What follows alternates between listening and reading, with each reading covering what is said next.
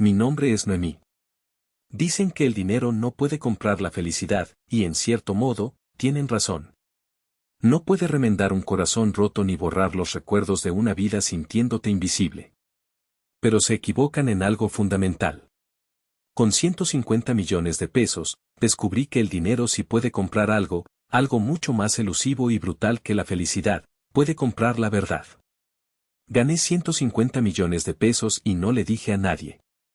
Para probarlos, fingí que me despidieron y pedí ayuda. Mis padres y mi hermana exitosa me dieron la espalda, pero el único que vendió lo que más amaba para ayudarme fue mi hermano, al que todos llamaban un fracasado. Esta no es una historia sobre la suerte, ni sobre la riqueza repentina. Es una historia sobre el peso de los secretos y el precio de las mentiras que nos contamos a nosotros mismos sobre la gente que llamamos familia. Es la crónica de cómo usé una fortuna para demoler un castillo de naipes construido sobre la conveniencia y la obligación, y cómo, de entre los escombros, intenté construir algo real. Porque a veces, para encontrar a tu verdadera familia, primero tienes que perder la que creías tener. Y esta es la historia del precio exacto de esa verdad. Si me vieras por la calle en Guadalajara, probablemente no me recordarías. A mis 34 años, he perfeccionado el arte de ser invisible. Soy esa mujer de estatura promedio, con el cabello castaño casi siempre recogido en una coleta funcional, vestida con ropa de tiendas departamentales que cumple su propósito sin llamar la atención. Soy contadora en una empresa de importación, un trabajo que se alinea perfectamente con mi personalidad, ordenado, predecible y en un segundo plano. Mi vida transcurre entre hojas de cálculo, declaraciones de impuestos y el zumbido constante de la computadora.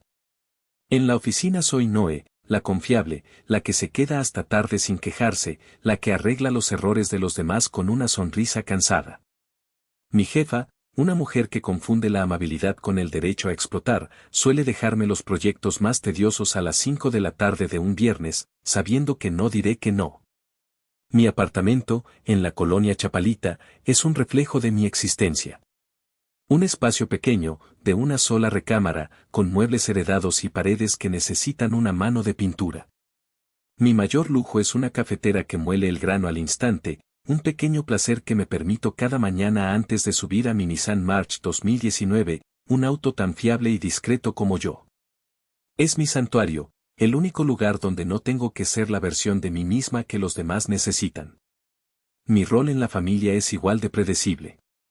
Soy el pilar silencioso, el cajero automático no oficial, la solución de emergencia. Un domingo por la tarde cualquiera es un microcosmos de mi vida. El teléfono suena. Es mi madre, Maite. Su voz es un torbellino de orgullo fingido, una actuación para una audiencia de una sola persona. Noé, mi vida.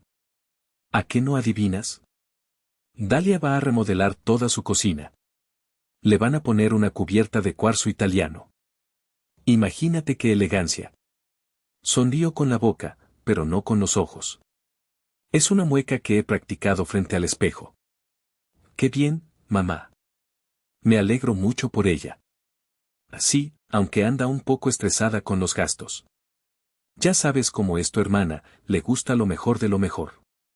Es importante mantener las apariencias. El mensaje es claro, una sonda lanzada a mis aguas financieras, pero finjo no entenderlo.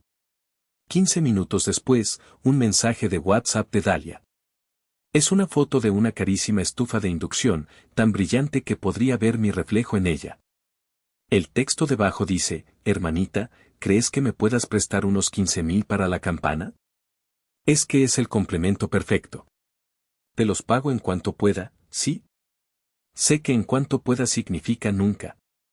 Siento una punzada de resentimiento, una pequeña rebelión que muere antes de llegar a mis dedos. Borro la respuesta sarcástica que se forma en mi mente y, como siempre, tecleo, claro, te los transfiero.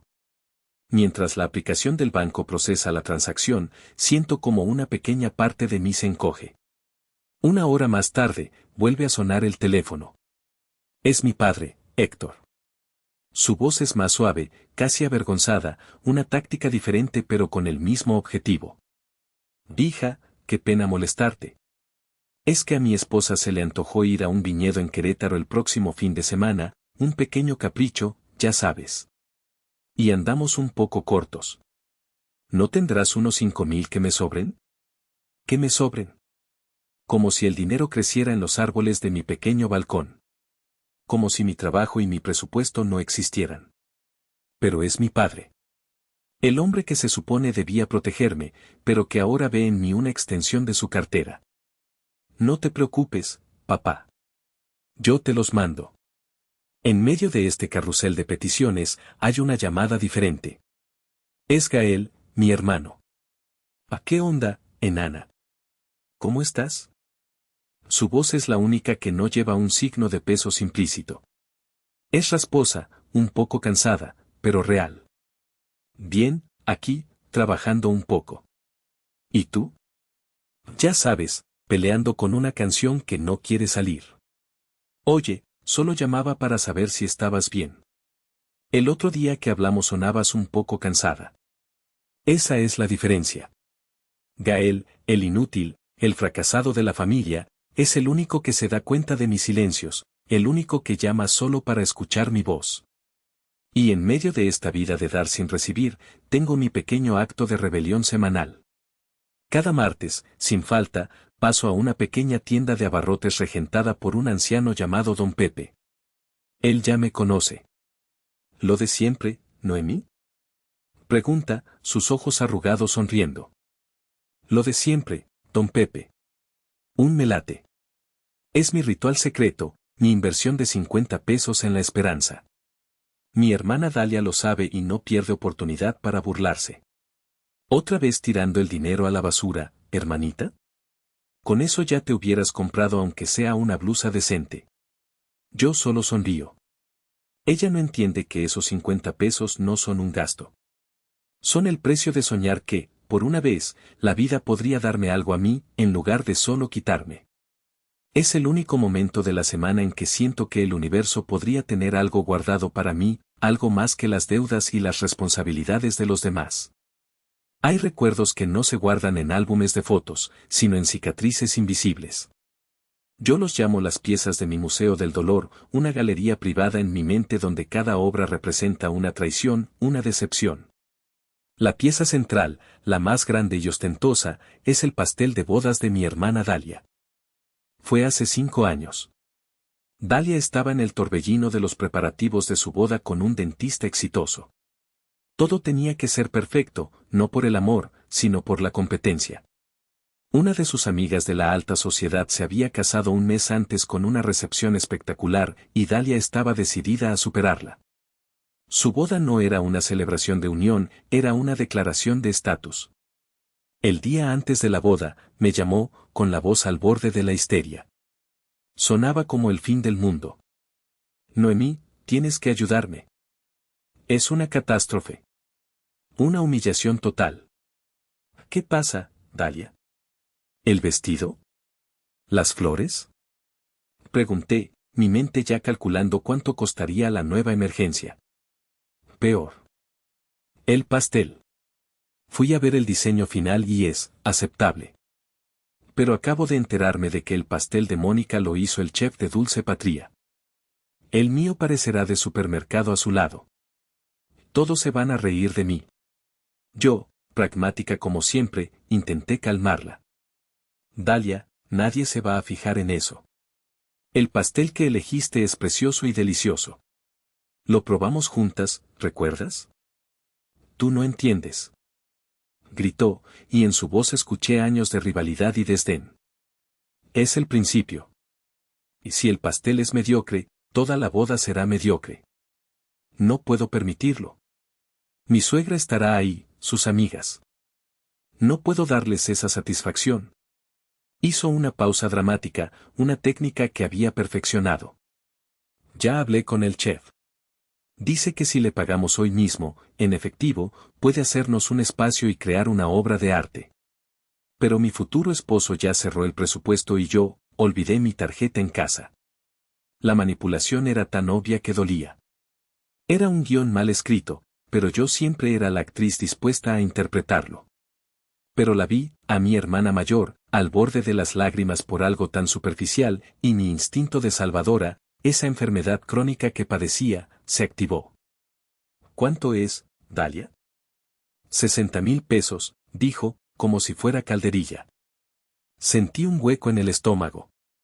Era casi todo lo que tenía ahorrado para el enganche de mi auto. Era mi independencia, mi pequeño paso hacia una vida propia. Dalia, es todo lo que tengo. Por favor, Noé, su voz se convirtió en un susurro lastimero. Te lo juro por lo que más quieras que te lo devuelvo en cuanto regresemos de la luna de miel. Serás la primera a la que le pague. La oí sollozar al otro lado de la línea y cedí. Como siempre. Fui al banco, la cajera me miró con extrañeza al pedir una suma tan grande en efectivo. Sentí vergüenza. Fui a la pastelería de lujo. El chef nos recibió con una sonrisa condescendiente mientras yo le entregaba el fajo de billetes, mi sueño de 4 ruedas convertido en azúcar y merengue. Dalia me abrazó, un abrazo rápido y seco. La boda fue un espectáculo. El pastel era una torre de 5 pisos adornada con flores de azúcar tan realistas que parecían recién cortadas. Todos lo elogiaron. Dalia sonreía para las fotos, radiante. Una semana después de que regresó de su luna de miel en Bali, le pregunté tímidamente por el dinero. Se rió, una risa ligera y despreocupada, como si mi pregunta fuera un chiste de mal gusto. Ay, hermanita, no seas así. Tómalo como tu regalo de bodas. A fin de cuentas, tú no tienes en quién gastar, ¿o sí? Esa frase se clavó en mí. Tú no tienes en quién gastar. Como si mi vida, mis sueños, mis necesidades, fueran un vacío que solo podía llenarse con sus caprichos. Ese día, el pastel de bodas dejó de ser un postre y se convirtió en un monumento a mi invisibilidad, la pieza más amarga y costosa de mi colección. La segunda pieza más importante de mi museo es un fantasma, una imagen que nunca vi en persona pero que me persigue hasta hoy, una foto de mi padre en una playa de Cancún. Fue un jueves lluvioso de septiembre, de esos días en que el cielo de Guadalajara se cae a pedazos. Mi padre, Héctor, me llamó con una voz que nunca le había escuchado, cargada de un pánico que sonaba absolutamente genuino. Noemí, hija, necesito tu ayuda. Es una emergencia. Mi corazón se detuvo. Mi padre rara vez mostraba tal vulnerabilidad. Desde que se había vuelto a casar, nuestras conversaciones eran cordiales pero distantes, a menudo interrumpidas por su nueva esposa. ¿Qué pasó, papá? ¿Estás bien? ¿Mi madrastra está bien? Sí, estamos bien, pero la casa no. Con estas lluvias, el techo empezó a gotear. Pero no una gotita, hija, es un chorro. Y justo encima de la sala. Se va a arruinar todo. Podía oír el supuesto sonido de la lluvia y el viento a través del teléfono, un efecto de sonido demasiado perfecto. Llamé a un techador y me dice que es una reparación mayor, que hay que impermeabilizar todo de nuevo. Me quiere cobrar 75,000 pesos. Y los quiere por adelantado para comprar el material. A papá, es muchísimo dinero, dije, pensando en el préstamo del coche que aún estaba pagando. Lo sé, mi vida, lo sé. Su voz se quebró, una actuación digna de un premio. Pero si no lo hago, perderemos los muebles, la televisión. Tu madrastra está desolada. No para de llorar. Yo no tengo ese dinero ahora mismo, Noemí. Con la pensión apenas nos alcanza. Por favor, hija, eres la única que puede ayudarnos. Eres la más responsable de mis hijos. La imagen de mi padre y su esposa viendo sus cosas arruinarse por el agua me destrozó. Y esa última frase. Eres la más responsable. Era el anzuelo de siempre, y yo siempre lo mordía. Él siempre había sido mi héroe, aunque un héroe defectuoso y distante. En ese momento, solo quería solucionar su problema, ser la hija buena, la que nunca falla. No te preocupes, papá, le dije, mi voz más firme de lo que me sentía. Voy al banco ahora mismo. Te lo transfiero. El alivio en su voz fue palpable, instantáneo. Gracias, hijita. Sabía que podía contar contigo. Me salvaste la vida. Te lo pagaré, te lo juro. En cuanto pueda. Ese mes comí atún enlatado más veces de las que puedo contar. Cancelé mi revisión dental y caminé al trabajo varios días para ahorrar gasolina. Mentí a mis amigos cuando me invitaban a salir, diciendo que estaba ocupada. La vergüenza de mi precariedad autoimpuesta era un sabor amargo en mi boca. Pero me sentía bien, o eso me decía a mí misma. Había ayudado a mi padre. Había sido la hija responsable. 2 semanas después, estaba navegando sin rumbo por Facebook en mi hora de comida. Y entonces la vi. Una foto publicada por la hija de mi madrastra. En ella, mi padre y su esposa posaban sonrientes en una playa de arena blanca y agua turquesa. Él sostenía un coco con un popote y ella llevaba un sombrero enorme. Se veían relajados, felices, sin una sola preocupación en el mundo. La ubicación etiquetada, un resort de 5 estrellas en Cancún. La fecha de la publicación, 3 días después de su llamada de emergencia. El aire se me escapó de los pulmones. Sentí un frío glacial recorrer mi cuerpo. No había ninguna gotera. No había ninguna emergencia. Solo había un capricho, un viaje de lujo financiado con mis ahorros, mi sacrificio, mi estúpida confianza. Me habían mentido. Mi propio padre me había mentido a la cara, interpretando un papel para conseguir lo que quería. No solo me había robado mi dinero, me había robado la imagen que aún conservaba de él. Esa foto se quemó en mi memoria. Se convirtió en una prueba irrefutable de que, para mi propia familia, yo no era una persona. Era un recurso. Un medio para un fin. Y esa verdad dolía mucho más que cualquier gotera.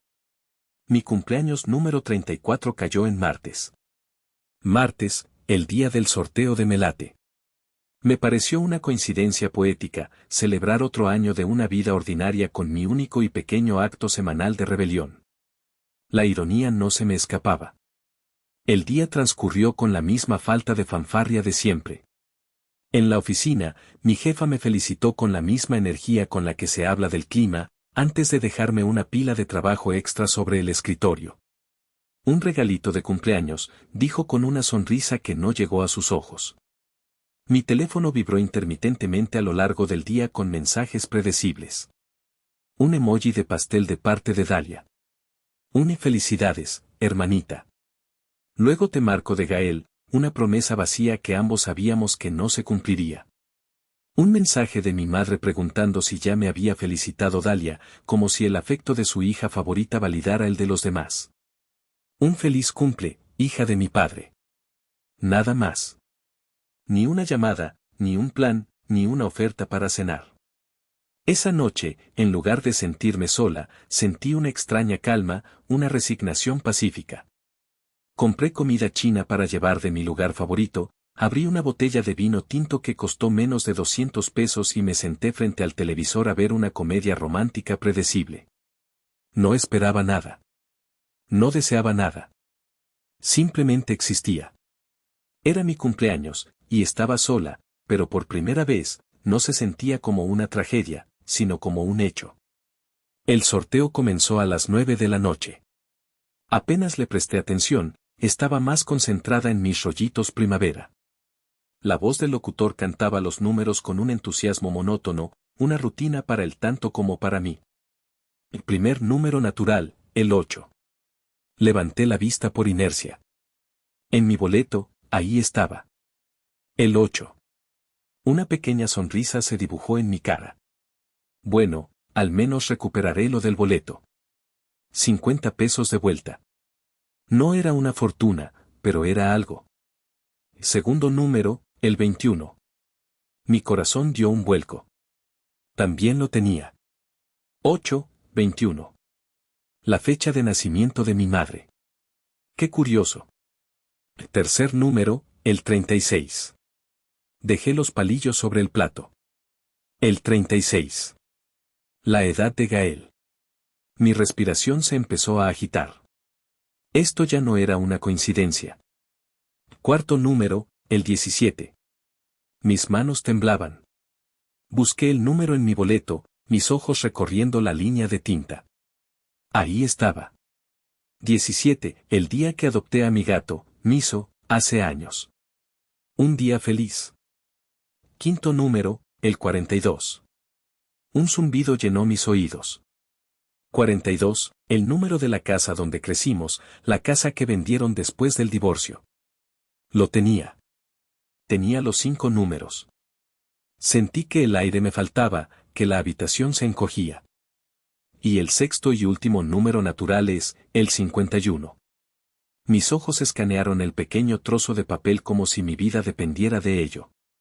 Y ahí, al final de la línea, impreso en una tinta barata que estaba a punto de cambiar mi universo, estaba. El 51. 8, 21. 36, 17. 42, 51. Había ganado. No grité. No lloré. Me quedé inmóvil, mirando el televisor, luego el boleto, luego el televisor otra vez. El mundo se sentía irreal, como si estuviera viendo una película sobre la vida de otra persona. Tomé mi laptop con manos torpes, entré al sitio web de pronósticos. Ahí estaban los números, brillantes y definitivos. Y debajo, un pequeño texto que hizo que mi corazón se detuviera y luego galopara. Un ganador en Guadalajara. El premio mayor. 150 millones de pesos. Me levanté y caminé hacia la ventana. La ciudad brillaba abajo, un mar de luces indiferentes a la bomba atómica que acababa de estallar en mi pequeña sala. 150 millones de pesos. Una cifra tan vasta, tan abstracta, que mi mente de contadora no podía procesarla. Era más dinero del que vería en 100 vidas. En esa noche de cumpleaños, sola en mi apartamento, la vida no solo había llamado a mi puerta. La había derribado de una patada. La primera emoción que me inundó no fue la alegría, sino un pánico helado y paralizante. Mi primer instinto, el que había sido programado en mí durante 34 años, fue tomar el teléfono y llamar a mi familia. Imaginar sus caras, sus gritos de incredulidad, compartir esa explosión de felicidad. Mi dedo se posó sobre el contacto de mamá. Quería escuchar su voz, quería que compartiera mi euforia, que por una vez, mi noticia fuera la más importante. Y entonces, me detuve. Como un relámpago, las imágenes de mi museo del dolor pasaron por mi mente. El pastel de bodas de Dalia. La playa de Cancún de mi padre. Cada préstamo olvidado, cada favor dado por sentado, cada burla sobre mis boletos de lotería. ¿Qué pasaría cuando supieran? ¿Verían a Noemí, la hija, la hermana? ¿O verían un cheque en blanco con patas? La respuesta me golpeó con la fuerza de una bofetada, verían 150 millones de oportunidades. Se convertirían en las mejores versiones de sí mismos, las más cariñosas, las más atentas, hasta que consiguieran lo que querían. Apagué el teléfono y lo guardé en un cajón. Esa noche no dormí. Me senté en el sofá, con el boleto ganador en una mano y una taza de té en la otra, y por primera vez en mi vida, pensé estratégicamente en mi propia vida. Abrí mi laptop y tecleé en el buscador, ¿qué hacer si ganas la lotería? Lo que encontré me revolvió el estómago. Historia tras historia de vidas destruidas. Familias desgarradas por la codicia. Amistades rotas. Ganadores demandados por sus propios padres, acosados, amenazados, llevados a la bancarrota por su incapacidad de decir no. Leí sobre un hombre en Florida cuyo hermano intentó declararlo incompetente mentalmente para tomar el control del dinero. Leí sobre una mujer en California que terminó contratando guardaespaldas para protegerse de sus primos, que acampaban afuera de su casa. Pero fue la historia de un hombre llamado Abraham, un mecánico de Texas que había ganado 80 millones de dólares, la que me dejó helada. Él, como yo habría hecho, se lo contó a todos de inmediato. Quería compartir su buena fortuna. En un año, su vida era un infierno. Su exesposa lo demandó por una parte mayor. Sus hijos dejaron de hablarle porque no les compró los autos de lujo que querían. Sus hermanos, a quienes les había regalado casas, se quejaban de que no eran lo suficientemente grandes. En una entrevista, con los ojos llenos de una tristeza infinita, Abraham dijo, ganar la lotería no me trajo felicidad. Solo me mostró la versión más fea de la gente que más amaba. El dinero no los cambió, solo les dio permiso para mostrar quiénes eran en realidad. Solo les dio permiso para mostrar quiénes eran en realidad. Esa frase resonó en mi apartamento silencioso.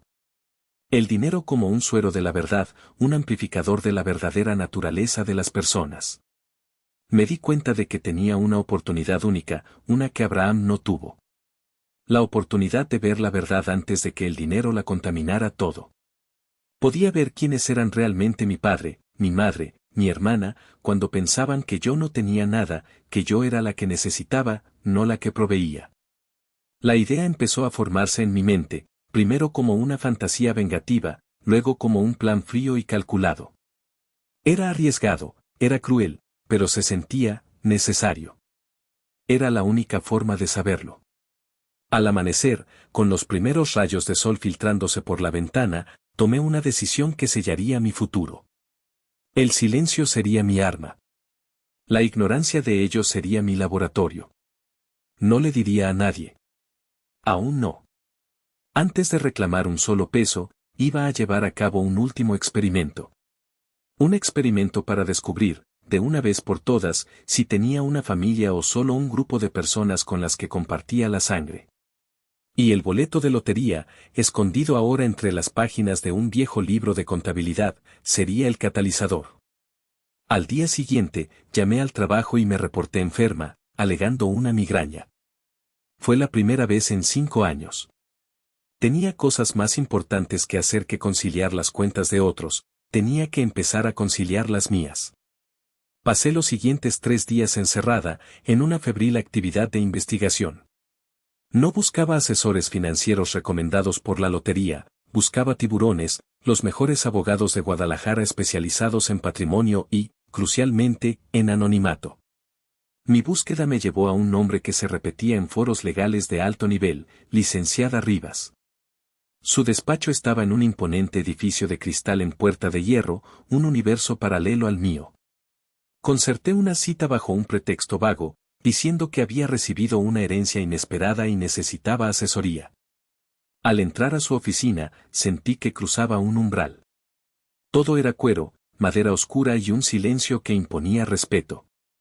La licenciada Rivas era una mujer de unos 50 años, vestida con un traje impecable, con una mirada tan afilada que sentí que podía leer el saldo de mi cuenta bancaria con solo verme. Le expliqué mi situación con voz temblorosa, entregándole una fotocopia del boleto. Esperaba escepticismo, quizás una sonrisa condescendiente. En lugar de eso, asintió lentamente, como si escuchara la misma historia cada semana. Felicidades y mi más sentido pésame, dijo, su voz era grave y sin adornos. Acaba de ganar una fortuna y de perder la normalidad para siempre. Su decisión de guardar silencio es la más inteligente que ha tomado hasta ahora. La mayoría de la gente corre a contarlo y en 6 meses su vida es un reality show de terror. Durante las siguientes 2 horas, la licenciada Rivas se convirtió en mi generala y su oficina, en mi cuarto de guerra. Me explicó las opciones con una claridad brutal. El error que todos cometen es cobrar el premio a su nombre. En el momento en que lo hace, su vida se convierte en un registro público. Periodistas, estafadores, parientes lejanos que no sabía que existían, todos vendrán por usted. Nuestra primera línea de defensa es el anonimato absoluto.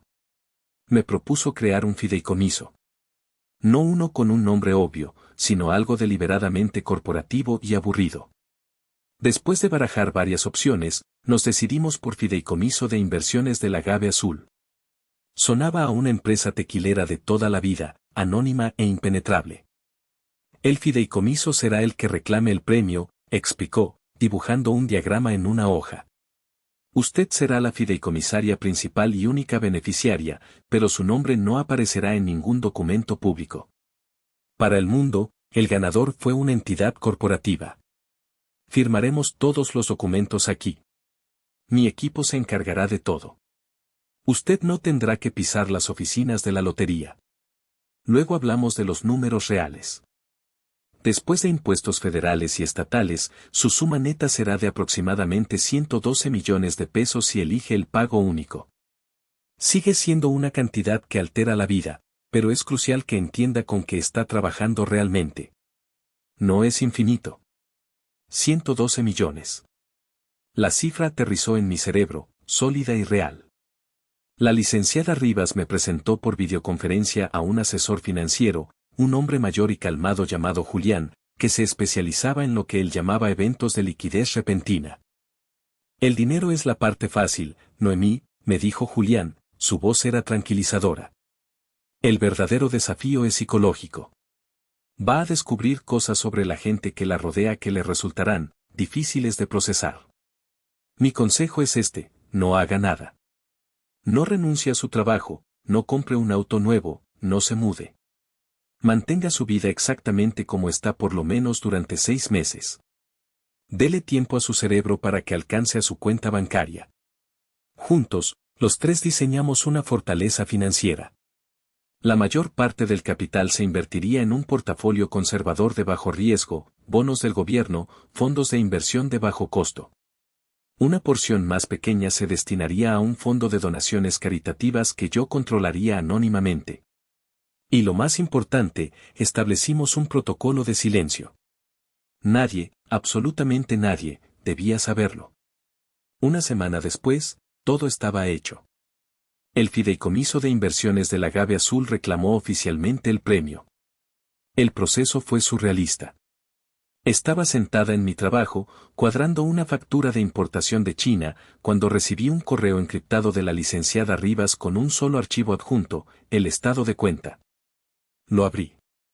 Y ahí estaba. Un número con 9 cifras a la derecha del punto decimal. Cerré el archivo, respiré hondo y seguí trabajando. Para el mundo, yo seguía siendo Noemí, la contadora invisible. Pero por dentro, era una mujer sentada sobre un volcán, esperando el momento adecuado para hacerlo entrar en erupción. La fortaleza estaba construida. Ahora era el momento de ver quién intentaría derribar sus muros. Con mi futuro financiero asegurado en una bóveda de silencio, llegó el momento de ejecutar la parte más peligrosa de mi plan, la prueba de fuego. Pero no podía hacerlo sola.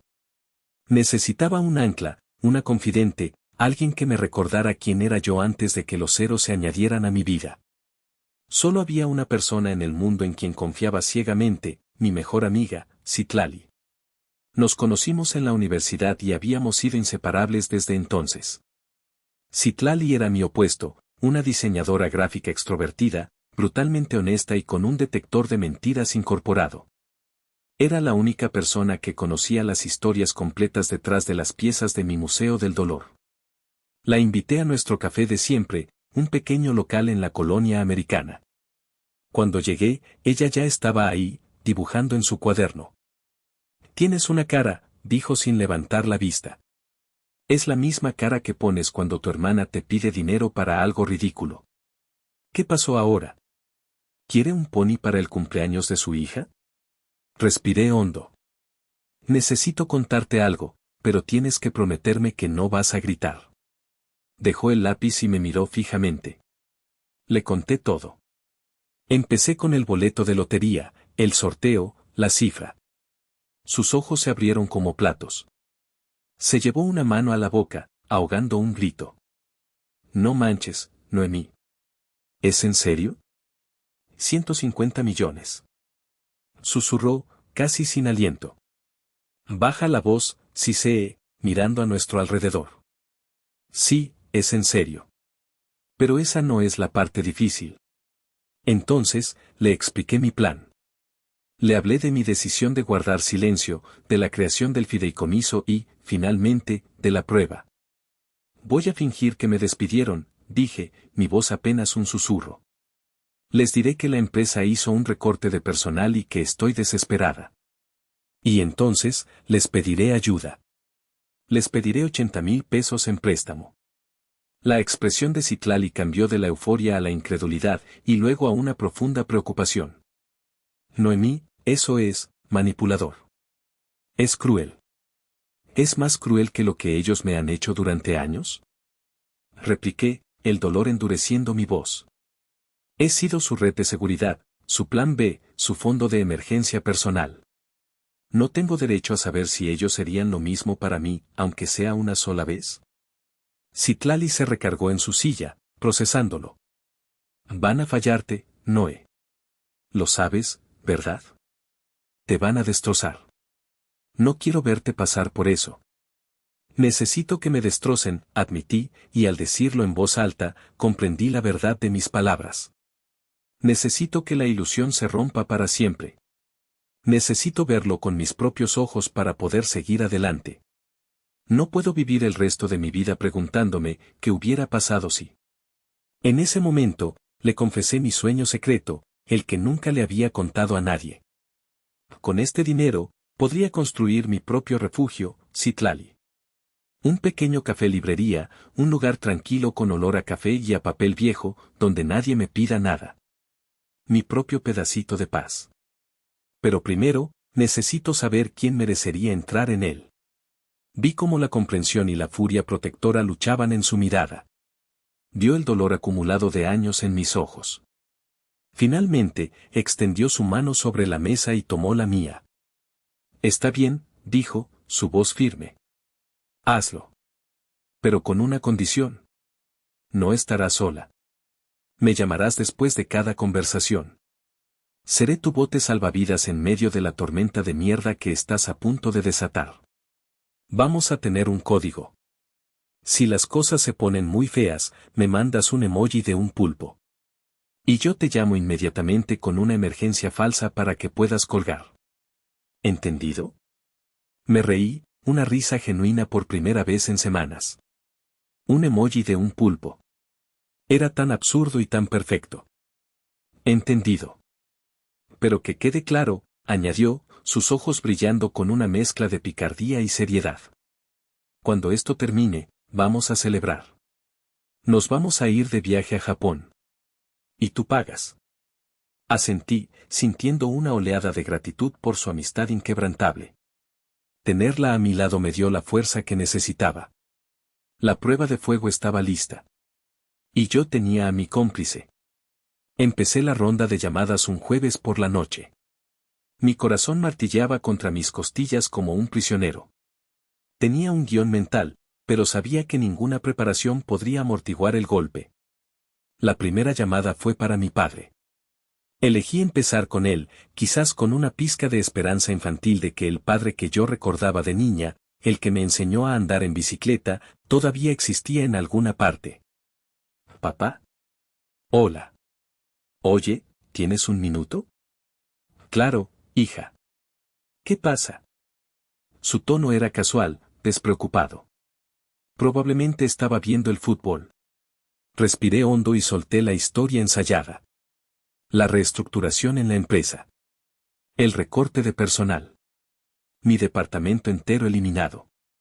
Mantuve mi voz temblorosa, añadiendo pausas para que sonara creíble. ¡Qué barbaridad, hija!, dijo, y por un momento, sonó genuinamente compasivo. Estas empresas ya no tienen lealtad. Con todo lo que les has dado. Lo sé, papá. Y, la verdad, estoy muy asustada. Los ahorros se me están yendo muy rápido y la renta no espera. Me preguntaba si tú y Patricia podrían ayudarme con un préstamo. Unos 80,000 pesos, solo para aguantar en lo que encuentro algo. Hubo una pausa. Un silencio que se sintió como una eternidad, un abismo abriéndose en la línea telefónica. 80,000, repitió, y su voz había cambiado. Se había vuelto cautelosa, distante. Híjole, Noemí, es mucho dinero.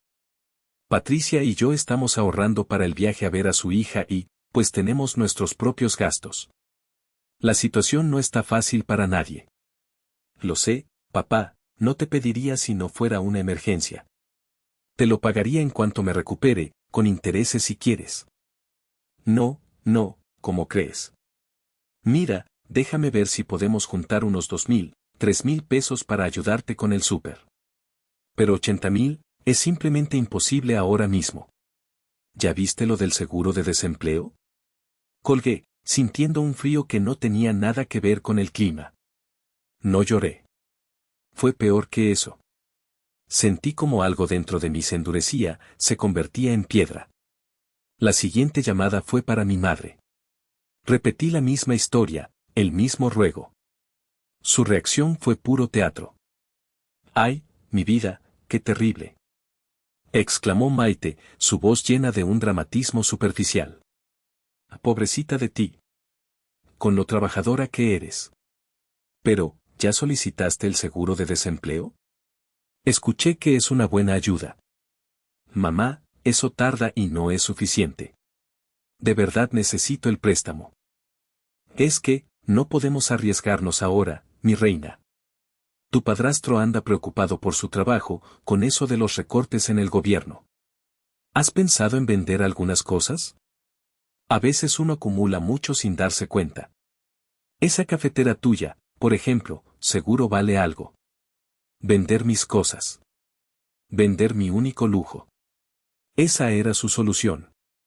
Colgué antes de que las lágrimas de rabia se me salieran. Le envié a Citlali un mensaje, 2 de 2. Esto es peor de lo que imaginé. La respuesta fue instantánea, respira. Sabíamos que pasaría. Eres una guerrera. Sigue adelante. El sábado por la mañana llamé a Dalia. Sabía que esta sería la peor. La llamé mientras, imaginé, estaría desayunando en su cocina de revista. ¿Qué pasó, hermanita? Dijo, con un tono que ya implicaba que yo era el problema. Le conté. Escuchó en silencio, y casi pude oír la sonrisa condescendiente a través del teléfono. ¿Ves? Te lo dije, fue lo primero que salió de su boca. Por andarte de salvadora del mundo, por no ahorrar como la gente decente. Ahora entiendes lo que es la vida real. Dalia, por favor. No necesito un sermón. Necesito ayuda. Solo necesito un préstamo. Tú sabes que yo te he ayudado. Se rió. Una risa corta y sin alegría. Ayudar con un capricho no es lo mismo que resolver un fracaso. No, claro que no puedo. Tenemos la colegiatura de los niños, la hipoteca, las clases de ballet. Mi dinero está comprometido con el futuro de mi familia. Además, prestarte dinero sería hacerte un mal. Tienes que aprender a valerte por ti misma. ¿Valerme por mí misma? Repliqué, mi voz temblando de ira contenida. He estado valiéndome por mí misma y por la mitad de esta familia durante 10 años. No me levantes la voz, Noemí. Mira, te doy un consejo de hermana mayor, vende tu coche. Para lo que es, seguro te darán algo. Y busca un trabajo de medio tiempo, de mesera o algo así. Es hora de que aprendas a resolver tus propios problemas. Colgué. No dije nada. Simplemente terminé la llamada.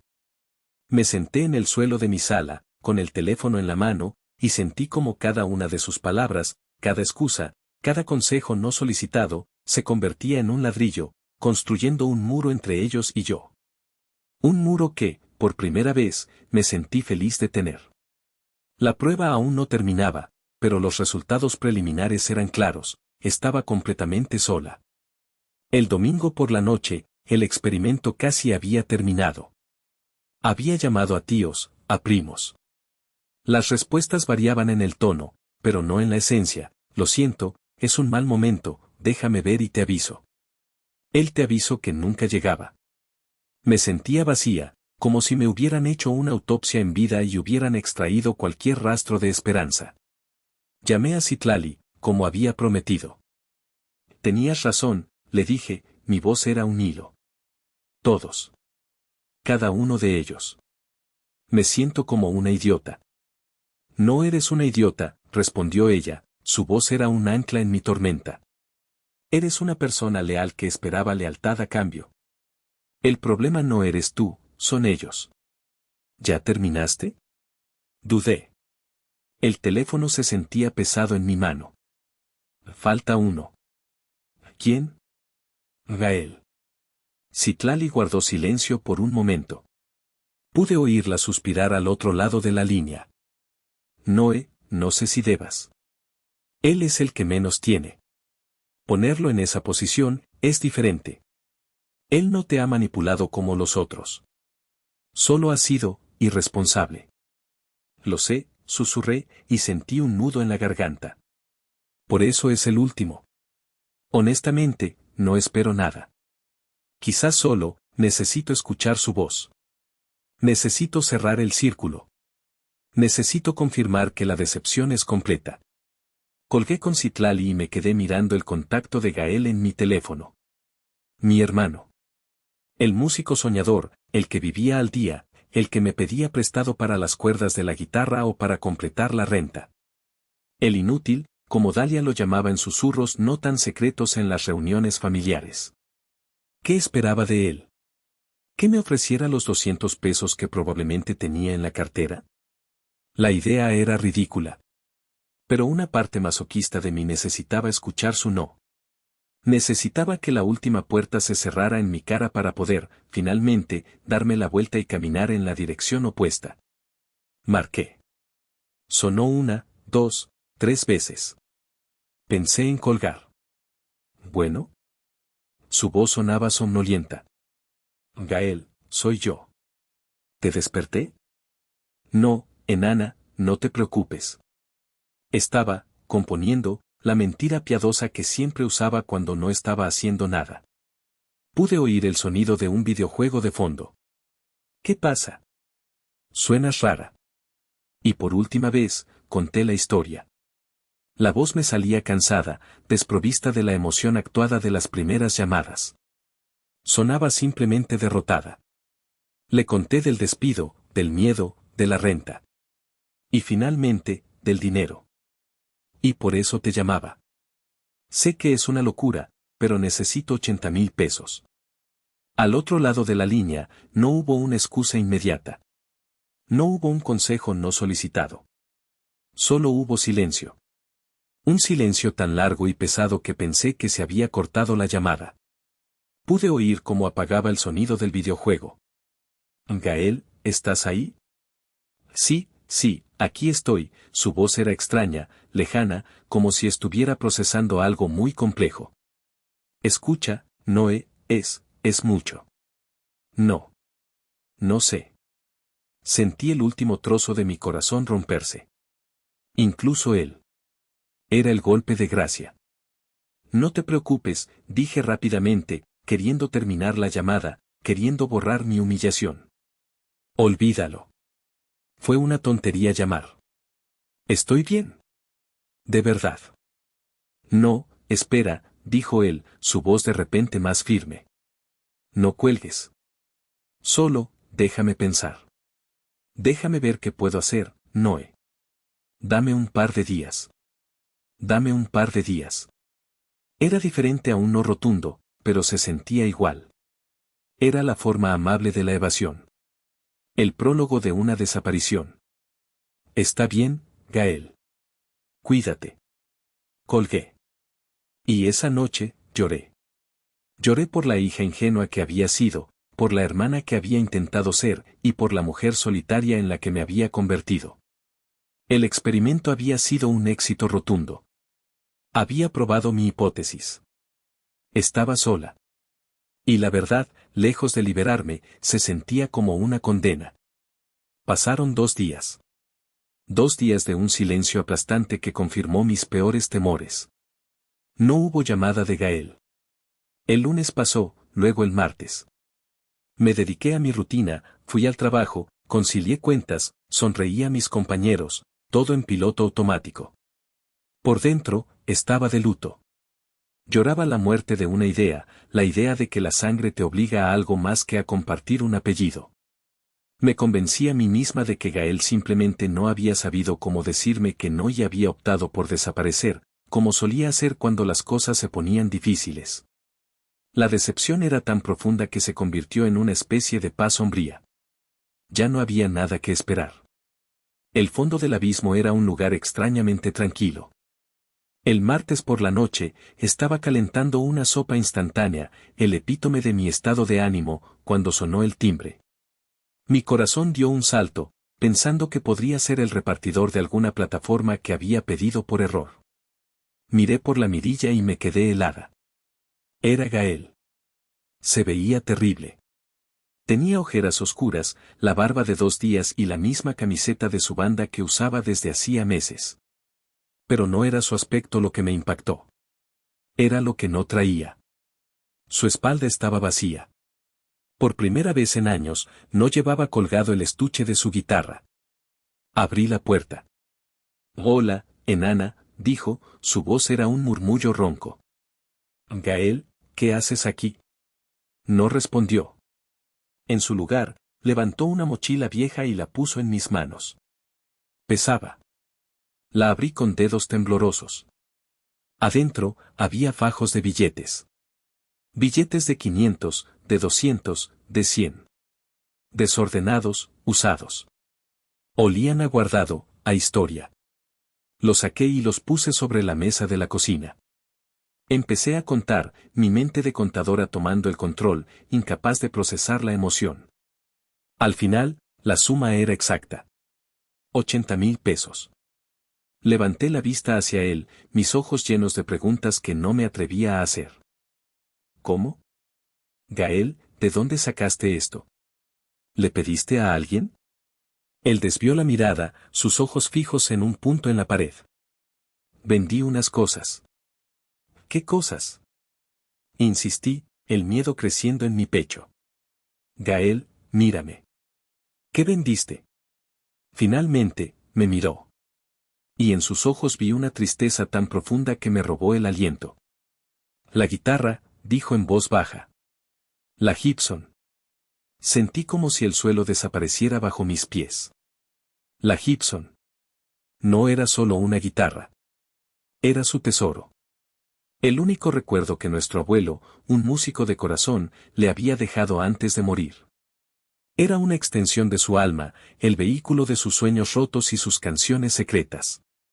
La había cuidado durante 15 años como si fuera un ser vivo. Conocía cada rasguño, cada marca. Era lo único que no había empeñado ni en sus peores momentos. No. Susurré, negando con la cabeza, las lágrimas brotando sin control. No, Gael. No debiste. Tienes que recuperarla.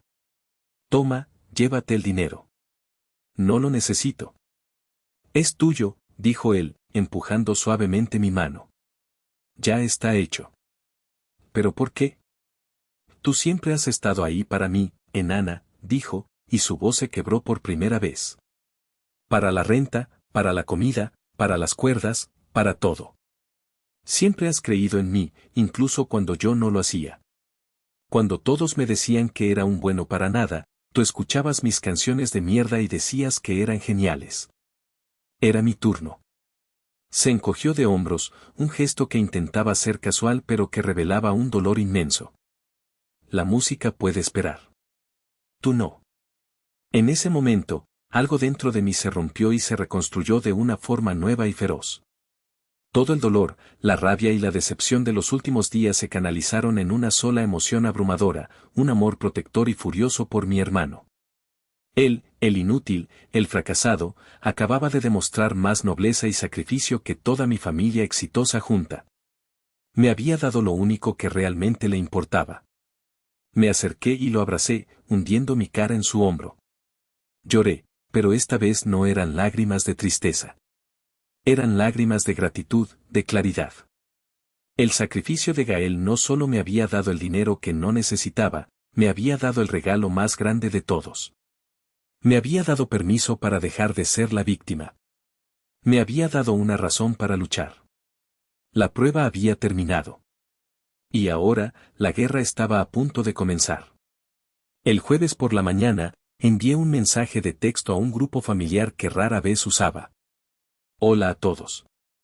Tengo noticias importantes que compartir. Me gustaría invitarlos a cenar el sábado por la noche en el restaurante Alcalde para celebrar. Yo invito. Por favor, confirmen. Las respuestas fueron casi inmediatas, un torrente de alivio mal disimulado. Dalia, claro. Supongo que encontraste trabajo. Qué bueno que ya te recuperaste. Ya era hora. Mamá, qué detalle, mi vida. Ahí estaremos. Sabía que saldrías adelante. Papá, cuenta con nosotros, hija. ¡Qué orgullo! Siempre he creído en ti. Sus palabras goteaban condescendencia y un alivio egoísta. El alivio de que la carga de Noemí había sido resuelta por alguien más. Reservé una mesa privada para 5, mis padres, Dalia, Gael y yo. A Gael le dije simplemente que quería agradecerle y que necesitaba que estuviera ahí. Él aceptó, aunque sonaba confundido. No tienes que hacer esto, Noé, me dijo. Sí, sí tengo que hacerlo, respondí. El sábado por la noche, llegué al restaurante antes que nadie. Alcalde era uno de los lugares más exclusivos de Guadalajara, un templo de la alta cocina. Elegí el lugar deliberadamente. Quería que el escenario fuera tan opulento y falso como ellos.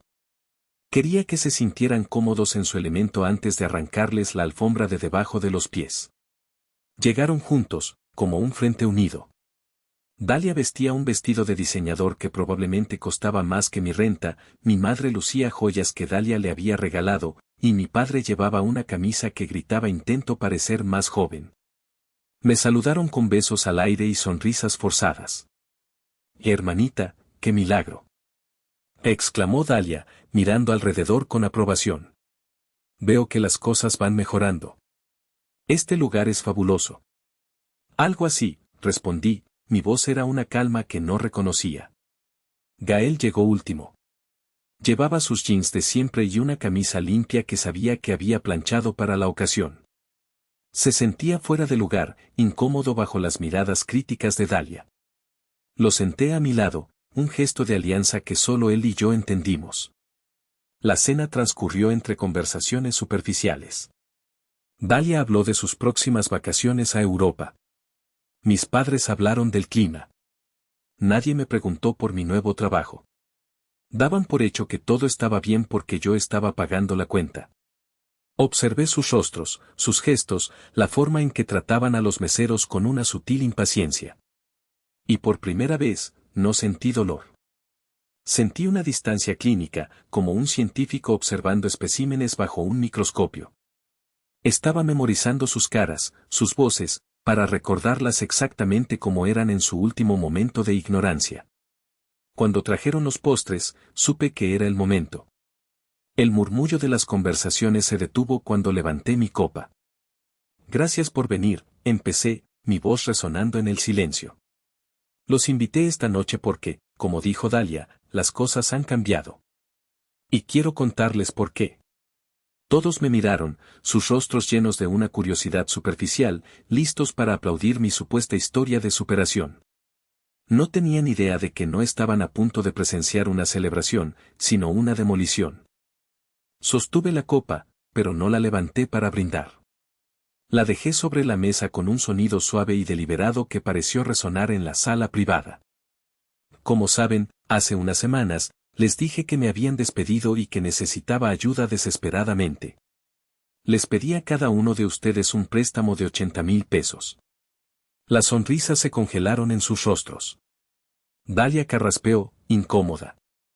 Mi padre desvió la mirada hacia su plato, de repente fascinado por los restos de su postre.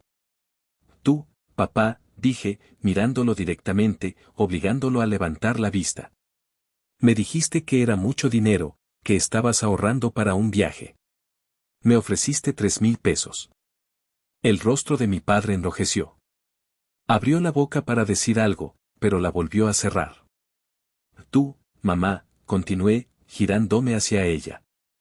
Me sugeriste que solicitara el seguro de desempleo y que vendiera mis cosas. Mi cafetera, para ser exactos. Mi madre se encogió en su asiento, de repente muy interesada en doblar su servilleta en una forma imposible. Y tú, Dalia, mi voz era fría como el hielo. Tú te reíste. Me llamaste fracasada de una forma no tan sutil. Me dijiste que era hora de que aprendiera a resolver mis propios problemas y que vendiera mi coche. Dalia me miró con furia, su mejor defensa siempre fue el ataque. ¿Y qué querías que hiciera, Noemí? ¿Que pusiera en riesgo el futuro de mis hijos por tu mala planificación? Hay que ser responsables. Ignoré su arrebato. Les pedí una fracción de lo que les he dado a lo largo de los años. Les pedí una red de seguridad, La misma que yo he sido para ustedes incondicionalmente. Y todos, sin excepción, me dieron la espalda. Hice una pausa, dejando que el peso de mis palabras llenara el espacio. Luego, me giré hacia mi hermano. Bueno, no todos. Luego está Gael. El inútil. El fracasado. La oveja negra. La única persona a la que llamé sin ninguna esperanza. Tomé la mano de Gael por encima de la mesa. Estaba fría y tensa. Él no me dio excusas. No me dio consejos.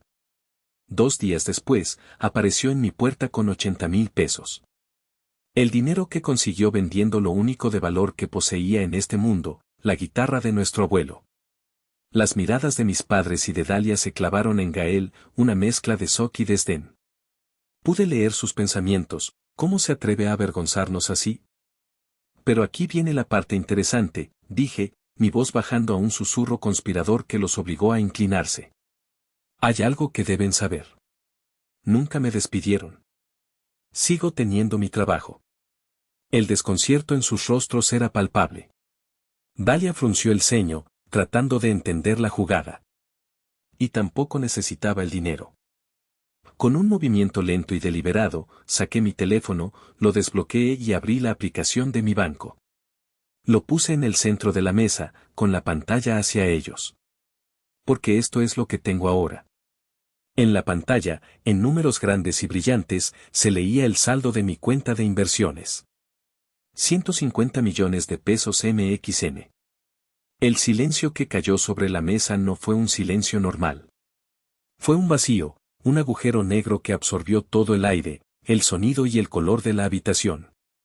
Vi sus ojos pasar de la pantalla a mi cara, una y otra vez. Vi la incredulidad, luego el shock, luego la comprensión, y finalmente, la emoción más fea y desnuda de todas, la codicia. Pura, sin adulterar, brillando en sus pupilas dilatadas. El primero en reaccionar fue mi padre. Dejó escapar un sonido ahogado, una mezcla de jadeo y tos. Mi madre simplemente se quedó con la boca abierta, sus ojos de pez fijos en la pantalla del teléfono, como si pudiera absorber los números por ósmosis. Pero fue Dalia quien rompió el hechizo. Es una broma, siseó, su voz temblaba de una furia que no lograba ocultar la envidia. Es una aplicación falsa. Estás enferma, Noemí. Nos traes aquí para torturarnos. Siempre has estado celosa de mí. Con la misma calma, tomé el teléfono, actualicé la página mostrando el movimiento de la cuenta y lo volví a poner sobre la mesa. No es ninguna broma. Gané el melate hace 3 semanas. Esa fue la cerilla que encendió el polvorín. Y no nos dijiste nada. Gritó Dalia, poniéndose de pie de un salto. Las mesas cercanas se giraron a mirarnos. Y eres millonaria y nos dejaste creer que estabas en la ruina. Nos pusiste a prueba. ¿Qué clase de monstruo hace eso? Un monstruo que fue creado por ustedes, respondí, mi voz seguía siendo un témpano de hielo. Un monstruo que aprendió que el amor en esta familia tiene un precio. Yo solo quería saber cuál era el mío. Y resulta que no valgo ni 80,000 pesos. Noemí, hija, por favor, empezó a balbucear mi padre, extendiendo una mano temblorosa. No sabíamos. Si hubiéramos sabido. Ese es el punto, papá, lo interrumpí, y por primera vez, mi voz se elevó. No debían saber. Se suponía que debían ayudar porque soy su hija, no porque soy su inversión. Se suponía que debían quererme por quien soy, no por lo que tengo. Mi madre empezó a llorar, lágrimas de cocodrilo que no me conmovieron en lo más mínimo. Pero, mi vida, ¿qué vamos a hacer ahora? Somos una familia. El dinero no debe separarnos. No, mamá. El dinero no nos separó. El dinero solo encendió la luz en una habitación que siempre estuvo rota. Ya no somos una familia. Somos un acuerdo comercial que acaba de declararse en bancarrota. Me levanté, mi silla raspando el suelo de mármol. Gael, vámonos. Gael, que había permanecido en un estado de shock absoluto durante toda la revelación, parpadeó como si despertara de un sueño. Me miró a mí, luego a la pantalla del teléfono, y luego a los rostros descompuestos de nuestra familia. Se levantó sin decir una palabra. Hice una seña al mesero. La cuenta, por favor. Pagué con una tarjeta de débito negra que la licenciada Rivas me había proporcionado, una tarjeta vinculada a una cuenta que no era la principal. Mientras firmaba el voucher, Dalia se me acercó, su rostro contraído por el odio. Te vas a arrepentir de esto, Noemí. El dinero te va a destruir. Te quedarás sola.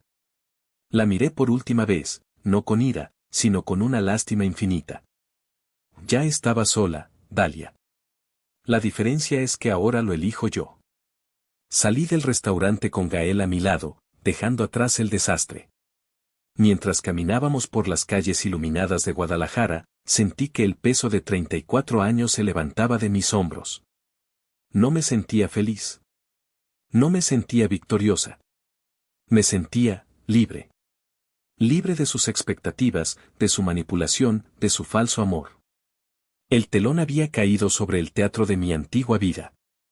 Y por primera vez, el escenario estaba vacío, listo para que yo escribiera mi propia obra. Las semanas que siguieron a la última cena fueron una tormenta de intentos desesperados de contacto. Mensajes de texto que iban desde la súplica, hija, por favor, contesta, tu madre está destrozada, hasta la amenaza velada, espero que sepas lo que haces, el karma existe. Llamadas de números desconocidos que resultaban ser tíos lejanos convertidos en embajadores de la paz.